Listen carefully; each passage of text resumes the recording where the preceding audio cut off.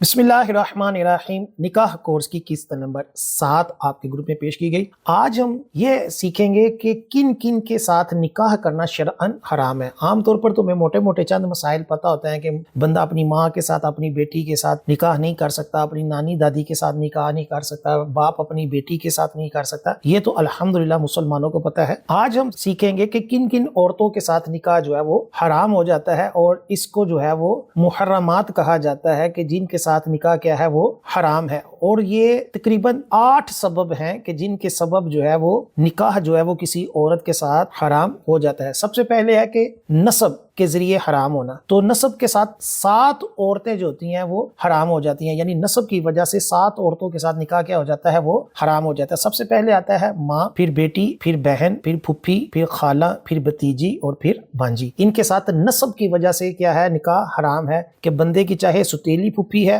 यानी माँ शरीक है या बाप की तरफ से फुफ्फी है, इसी तरह जो खाला है वो माँ की तरफ से है या बाप की तरफ से है, जिस तरह भी हो, सगी हो, मुतरई हो, जिस तरह पंजाबी में कहा जाता है, यानी जिस तरह भी सगी हो, सुतेली हो, हर सूरत फुफ्फी, इसी तरह खाला, बांजी, भतीजी, इनके साथ क्या हो जाता है वो निकाह हराम हो जाता है। एक सुतेली वो भी होती है कि जो आम तौर पर उसके साथ ना बाप के साथ कोई हुर्मत होती है ना माँ के साथ होती है, बल्कि वो किसी पहले शोहर से औरत लेकर आई होती है, तो लोग उसको भी सुतेला कह देते हैं, लेकिन उसके हुर्मत के मसाइल और हैं। यहाँ जो हुर्मत है वो उस सूरत में है कि दोनों का माँ बाप एक है या माँ एक है या बाप एक है। इसको कहते हैं कि ये नस्ब की वजह से हराम है। माँ में दादी, नानी, परनानी अगरचे कितने ही दूर ऊपर तक हो, ये सब हराम हो जाती हैं। और इसी तरह बिल वास्ता हो या बिला वास्ता हो, जैसा कि मैंने पहले कहा कि बाप एक है या माँ एक है, हर सूरत जो है वो दादी हो, नानी हो, परदादी हो, परनानी हो, हर सूरत उसके साथ निकाह क्या हो जाता है वो हराम हो जाता है। बेटी से मुराद वो औरतें हैं जो इसकी औलाद है, लिहाजा पोती,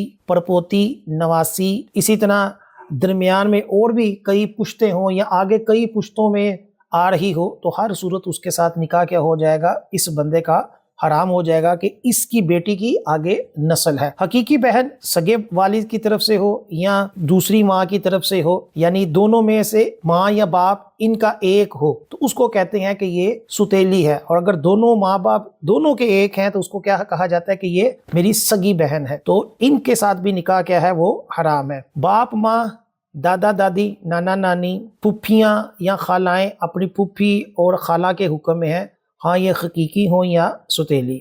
यानी फुफ्फियाँ जिस तरह मैंने पहले कहा सगी हो या सुतेलियाँ, इसी तरह बांजियाँ, इसी तरह भतीजियाँ, ये सारी क्या हैं ये नस्ब की वजह से हराम है। इसी तरह एक अहम मसला है कि माज़अल्लाह अगर किसी ने किसी औरत के साथ जिना किया और उस जिना की वजह से जो बेटी और उस बेटी की आगे बेटी पैदा हुई, तो वो भी जो है वो मुहर्रमात में शामिल है, उसके साथ भी निकाह करना मर्द का क्या होगा, जायज़ नहीं होगा।